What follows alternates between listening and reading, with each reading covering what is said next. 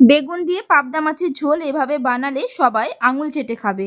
সবার প্রথমে আমি নিয়ে নিয়েছি পাবদা মাছ। পাবদা মাছের মধ্যে দিয়ে দিলাম নুন, হলুদ গুঁড়ো আর অল্প সর্ষের তেল। সব কিছু একসাথে মাখিয়ে রেখে দিলাম 10 মিনিটের জন্য।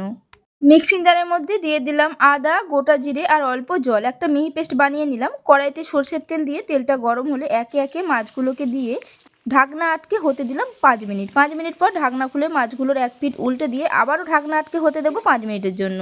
5 মিনিট পর ঢাকনা খুলে নিয়েছি, মাছগুলো ভাজা হয়ে গেছে, তুলে নিলাম। ওই একই তেলে কালো জিরে, কাঁচা লঙ্কা ফোড়ন দিয়ে কেটে রাখা বেগুন দিয়ে দিলাম পরিমাণ মতো নুন আর হলুদ গুঁড়ো। সব কিছু একসাথে ভেজে নিলাম। ভাজা হয়ে গেছে, দিয়ে দিলাম কেটে রাখা টমেটো। আবারও দিলাম নুন। টমেটোর মধ্যে নুন দিয়ে ভাজলে টমেটোটা খুব তাড়াতাড়ি সেদ্ধ হয়ে যায়। নাড়াচাড়া করে নেওয়ার পর দিয়ে দিলাম কাশ্মীরি লঙ্কার গুঁড়ো, পেস্ট করে রাখা মশলা আর হলুদ গুঁড়ো। একসাথে কষিয়ে নেব যতক্ষণ না মশলা থেকে তেল ছাড়ছে। দিয়ে দিলাম পরিমাণ মতো জল। জলটা আপনারা নিজেদের ঝোল অনুযায়ী দিয়ে দেবেন। সব কিছু একসাথে মিশিয়ে নিয়ে ঢাকনা আটকে হতে দিলাম 8 থেকে 10 মিনিটের জন্য। ঢাকনা খুলে ভেজে রাখা মাছ, চেরা কাঁচা লঙ্কা দিয়ে আমি আবারও ঢাকনা আটকে হতে দেবো 5 মিনিটের জন্য। 5 মিনিট পর ঢাকনা খুলে দিয়ে দিলাম বেশ কিছুটা ধনেপাতা কুচি। ধনেপাতাটাকে দিয়ে 2 মিনিটের মতো ফুটিয়ে নিয়ে গ্যাসটাকে বন্ধ করে দেবো। রেডি হয়ে গেল আমার আজকের রেসিপি বেগুন দিয়ে পাবদা মাছের ঝোল।